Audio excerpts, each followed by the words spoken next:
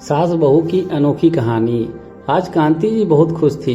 पूरे 6 महीने बाद बेटा बहू से मिलने जा रही थी। नई नवेली बहू निर्मला नौकरी के चक्कर में 4 दिन भी सास के साथ ना रह जा सकी थी।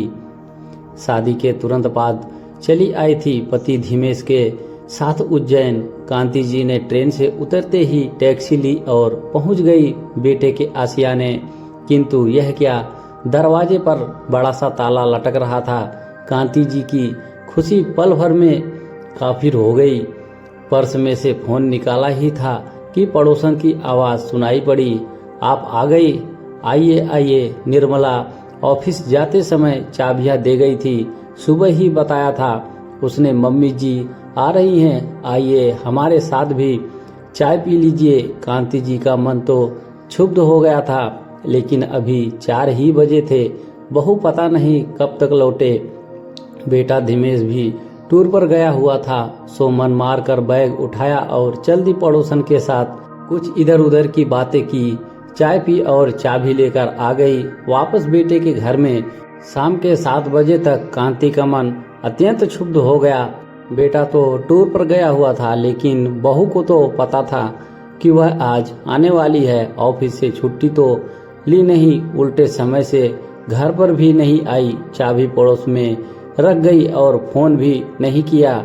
वह तो भला हो, पड़ोसियों का चाबी का भी बताया और चाय नाश्ता भी करवा दिया, वरना 4 बजे पहुंचते ही चाय भी खुद ही बनाकर पीनी पड़ती।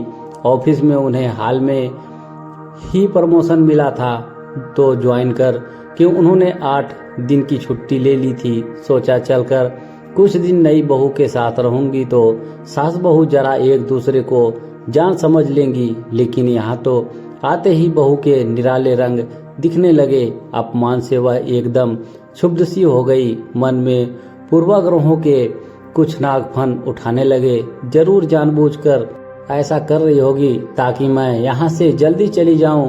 पूर्णिमा की बहू ने भी ऐसा ही किया था और करुणा की बहू तो ऑफिस का टूर कहकर मायके ही जाकर बैठ गई थी। मेरी बहू भी वैसी ही निकली। दुख से उसकी आंखें भीग गई। सोचने लगी यही सब होना था तो मैं आती ही नहीं। बेटे के आते ही टिकट करवा कर वापिस चली जाऊंगी, लेकिन तब तक जाने तक और कैसी कैसी कड़वाहट बेइज्जती सहनी पड़ेगी।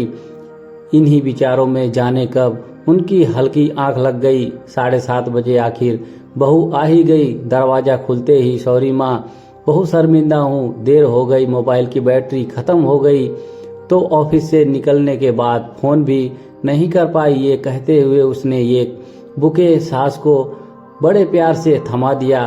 ताजे फूलों की खुशबू बिखेरता खूबसूरत बुके कांति जी के हाथ में था और बहू उन्हें प्रणाम करने के लिए झुकी ही थी। कांति जी का हाथ अनायास बहू के सर पर पहुंच गया, जिसे उन्होंने प्यार से सहला भी दिया। प्रत्याशित सुख का एक झोंका सास बहू को प्रेम से भर गया।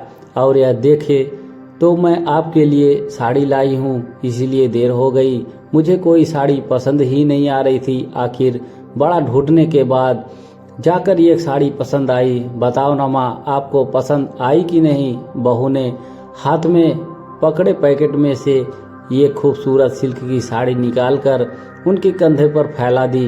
भीगी आंखों और खुशी से रुधे गले से उन्होंने कहा, बहुत सुंदर है बेटा। सच में माँ जी। बहू का चेहरा खिल गया। सारे काम आज पूरे करके ऑफिस से 8 दिन की छुट्टी ले ली है मैंने। अब मैं पूरा समय आपके ही साथ रहूंगी। जाने कितनी बातें करनी है आपसे, जाने कितना कुछ सीखना है। चलिए अब तो सबसे पहले मैं आपकी पसंद का खाना बनाने रसोई घर में जाती हूँ। पहले चाय बनाकर लाती हूँ, आप बैठो बस 5 मिनट। नन्ही बच्ची की तरह वह उनके गले में बाहें डालकर झूम गई। उनकी पीठ पर स्नेह से हाथ फेरकर कांति को लगा कि वो अपनी बेटी के यहाँ आई है। वो भी साथ साथ रसोई घर की तरफ चल दी। मन के सारे पूर्वाग्रह खुशी के आंसू के साथ धुलते जा रहे थे। कहानी पसंद आई हो तो एक लाइक जरूर करें। हमारे चैनल पर बने रहने के लिए आप सभी का धन्यवाद।